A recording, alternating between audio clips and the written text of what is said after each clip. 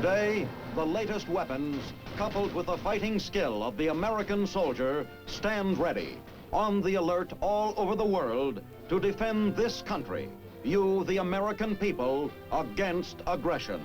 This is The Big Picture, an official television report to the nation from the United States Army. Now, to show you part of the big picture, here is Sergeant Stuart Queen.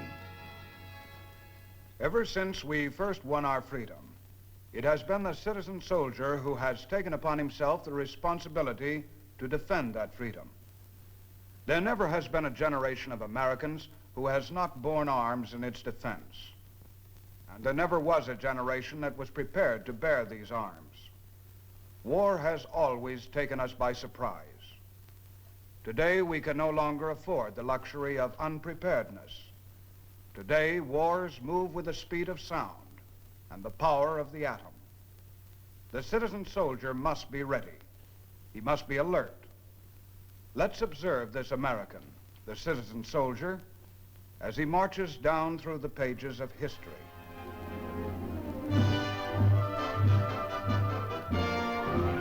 Out of a world which has never ceased to tremble with the stamp of marching feet. Out of a world made tiny by the dangerous miracle of flight. Out of the bitter surprises. Out of the battle and the sacrifice. There came at last a day of victory. There came at last a hope for peace. And yet, there is no easy peace. Everywhere from Red Square to Red China, there are men to challenge our freedom. In this situation of danger, the first hope for survival lies in the strength and resolution of the American people. Their purpose is to grow strong in peace, but they will fight when their way of life is at stake. Their heritage is liberty. Their protection is vigilance.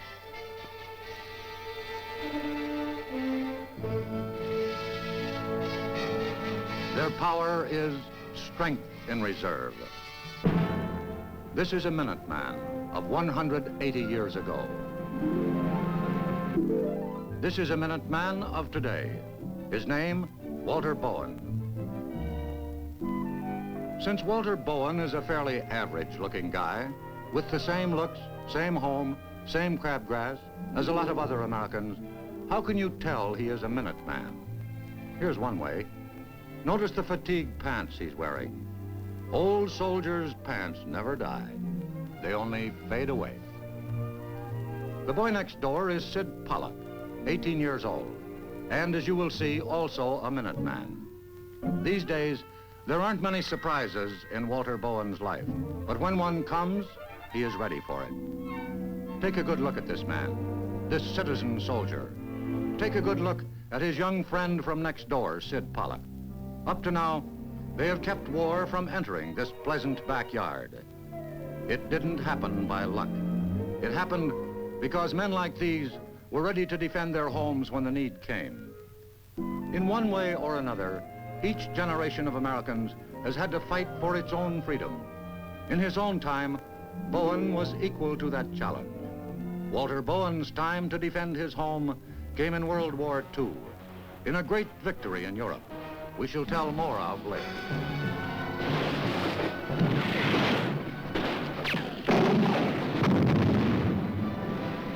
To understand that victory, we must go back to the first time Americans turned out to defend their homes at Concord Bridge. 180 years ago, the weapon of war was the rifle, and the colonists, though unorganized, knew how to handle a gun. These men were made of flint and steel. They had handled the long-barreled flintlocks since they were old enough to walk. They tore their own shirts to make the linen patches to ram their loads home. And they could knock a squirrel out of a tree without damaging the pelt. When the British officer cried, "Clear the way! Get along home, you rabble!" they stood as still as trees. Then the British cannon opened up. Bare chests against cannon. The colonists stood the fire for 6 long minutes. Then Because they didn't have proper training, they broke. The bridge crossed, the Yankees harried the British along the road to Lexington. They fired from behind stone walls, from the windows of houses. The British had never seen such marksmanship. Before the end of the day, nearly 300 of the King's soldiers had died, and the Continental Army was born. Many of these Minutemen stayed for 5 long years of fighting. British ships ruled the sea. British troops held every major port from Boston to Charleston. But the depths of our wilderness gave us time. Time to train huntsmen and plowboys into soldiers. And when at last these soldiers won the victory at Yorktown, the Continental Army numbered 9,000 men. But when the new government was formed, how big an army did the infant nation provide for its defense? You guess. 5,000 men? 3,000 men? 1,000 men? Here's the answer. The Army will have an authorized strength of 80 men to guard West Point and Fort Pitt. That standing army of 80 men grew to 235,000 men during the War of 1812, all citizen soldiers. After 1815, the army shrank to 5,000. It swelled again for the Mexican War, diminished again. And then,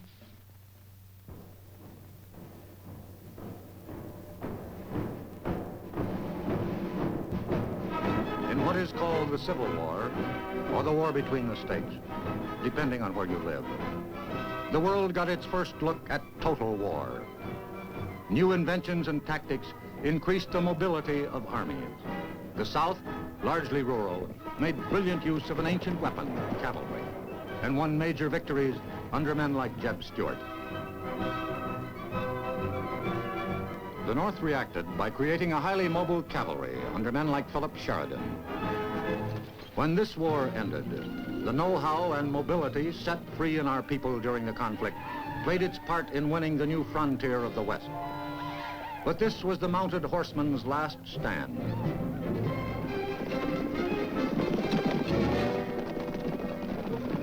As always, technology changed the face of war. More and more, the development of firepower pinned armies down and gave the defense a great advantage. A few years before Walter Bowen was born, America became aware that the uneasy world of monarchies in Europe was about to burst into flame. And once more, we were completely unprepared. This war involved the opposition of millions of men in trenches, grinding out yard after yard of precious earth. For 3 years, the armies were deadlocked. When we declared war in 1917, we had fewer than 200,000 men under arms. And we were entering a war in which 65 million men were engaged. Once again, there was time. The French and British held for 16 months while we built an army of 4 million. Citizen soldiers broke through the stalemated trenches and won the victory. Once again, we had met the challenge because we had the time. So the war to end wars was over. And what did we do then to show what we had learned about history? The American army shrank from over 4 million to 120,000. The few tanks that had been built for World War I were cut up for scrap. On a few training fields, strange new vehicles rumbled through the smoke, but these were prototypes, not divisions. It was a time of great accomplishment. 1 million kids of Walter Bowen's age cheered Lindbergh on his historic flight. 1 million kids cheered Babe Ruth. And then, about the time they were learning to read, even the shock of depression did not awaken us to the coming crisis. There was so much time. Let us see how America spent that time, year by year. Europe, 1933. Strengthened Italian army on parade. USA, 1933. Paraders demand legal beer. Europe, 1934. German Army builds up mechanization program. USA 1934. Congress slashes $55 million from Army budget. Asia 1935. Japanese Army, largest force in Asia, invades Chinese mainland to the west. USA 1935. Thousands cheer as Alabama invades west to beat Stanford in the Rose Bowl. Europe 1936. Soviet Union sacrifices consumer production to train every individual in the service of the state. USA 1936. Walter Bowen's team finishes second in the City Sandlot League. There was still so much time. Europe 37. French build Maginot Line, the greatest creation in trench warfare ever devised. USA 37. America's bestseller is Gone with the Wind, a novel of the Civil War. Europe 38. German tanks in Austria. Chamberlain flies to Munich for talks on Czechoslovakia. USA 38. 6th Avenue L in New York demolished. Scrap iron sold to Japan. Europe 39. Soviets invade Finland. German panzers take Memel. Italy invades Albania. This was the year that in the United States we opened a World's Fair with the theme of world peace. But before the summer was over, war came to the Western world on September 1, 1939. From the open plains of Poland came a new word, Blitzkrieg, as the Germans unleashed a force that was to be decisive on the ground in Europe. Armored warfare. Never before had any weapon of combat been so devastating. In 4 weeks, with the help of a Russian invasion from the east, armored assault conquered 30 million people and rewrote the handbook of warfare. With Poland gobbled up, the Germans shattered Norway and Denmark. Then Blitzkrieg came to the Netherlands, to Luxembourg, to Belgium.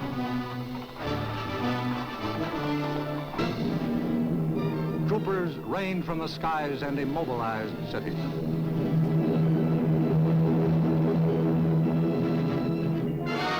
Churchill became Prime Minister of Britain. But defiance was not enough to hold back swift armored divisions fighting with a new concept of warfare. The super trench of the Maginot Line was breached. The French army of 3 million was thrown into confusion. 3 weeks after Churchill took office came the news of Dunkirk, and the Panzer Division was master of Europe. They paraded in the Champs-Élysées. The Fuhrer stood on the Channel coast and turned his eyes westward. Plans were made for the invasion. The assault upon Britain will be an armored operation requiring 40,000 vehicles ashore by D+2. The Luftwaffe darkened the sky. London went through its trial by fire. This is the night of September 15, 1940, a day of crisis in the Battle of Britain. It was not until the next day, September 16, 1940, that Congress passed a draft law in the United States.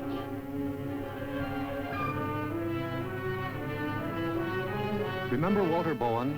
He had reached military age now, and with 17 million other Americans, he registered for the draft. Young men waited anxiously as the numbers were drawn from the fishbowl. When their numbers were called, they reported for duty by the millions. At first, they didn't look as if they had the skill or equipment to deal with armored division.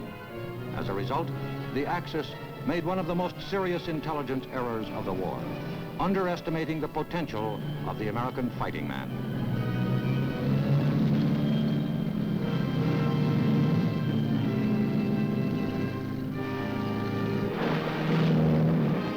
But the American soldier had a secret weapon, know-how, an absolute mastery of the tools of the 20th century.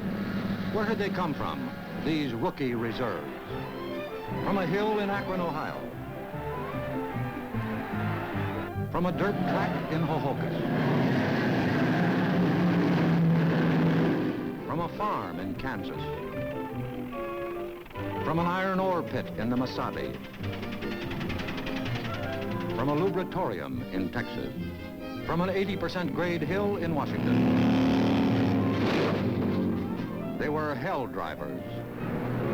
Even as kids, hot pilots of the handlebars. Some of them could shoot, some of them could type, but they all knew how to drive.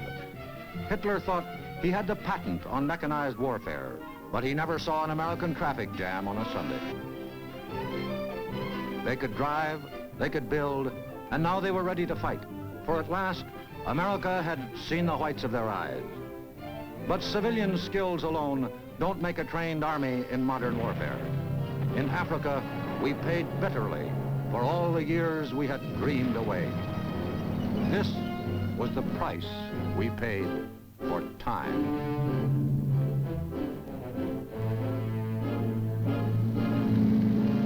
Fortunately, in this case, we were not too late. Our troops learned fast, and we won the Battle of Africa. In Sicily, our fighting men came of age. Then came the assault on Fortress Europe. The Germans knew this was the biggest battle of their lives. If they could throw back the invasion, they might divide the Allies and sue for a separate peace.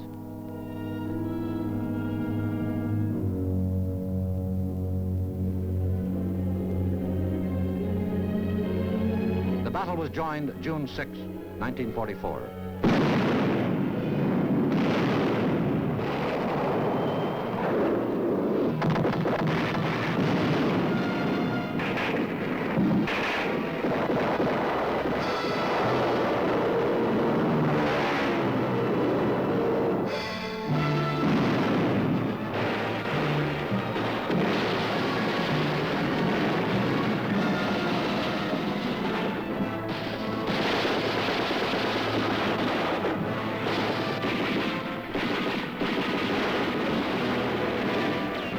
Resistance was skillfully organized. The destruction was terrific.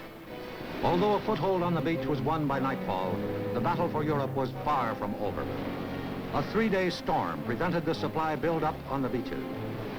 Though few people remember it now, the Allied armies were late at every single one of their objectives in Normandy. As the buildup continued, men dug in.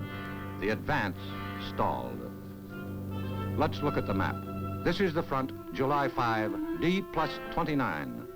Caen, marked for capture the first day, still not taken. Cherbourg, marked for capture D+8, not taken till D+25. Port, virtually useless. Saint-Lô, marked for capture D+9, still in enemy hands, was chosen as the point for the breakout. The attack began with the saturation bombing of enemy lines. By now, we had added a few wrinkles to our know-how. The effect was devastating. Set Bayerlein, the German commander. My front lines look like the face of the moon. 70% of my troops out of action, dead, wounded, crazed, or numbed.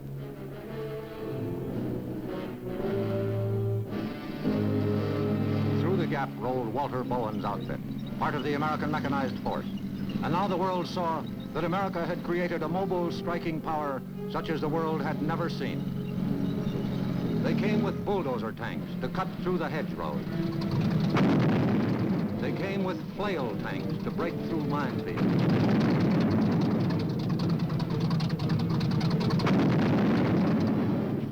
There were flame-throwing tanks.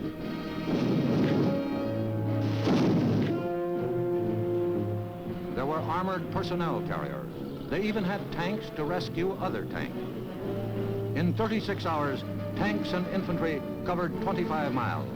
In Brittany, they put 7 divisions over one bridge in 72 hours.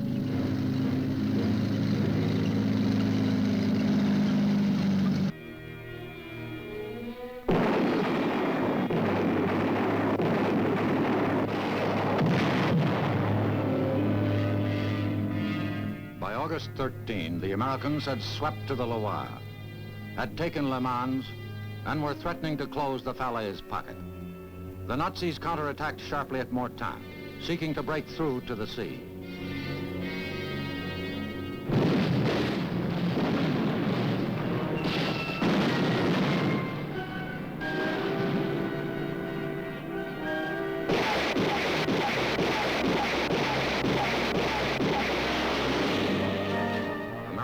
tanks and infantry threw them back.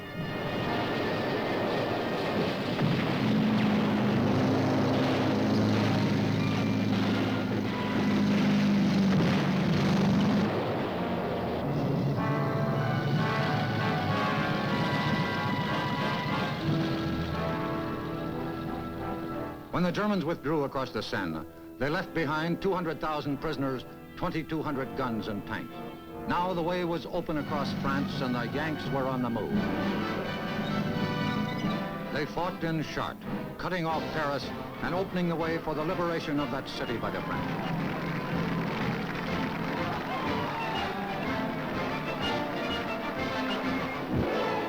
Plunging across France, their southern flank was unprotected, but the planes took care of that.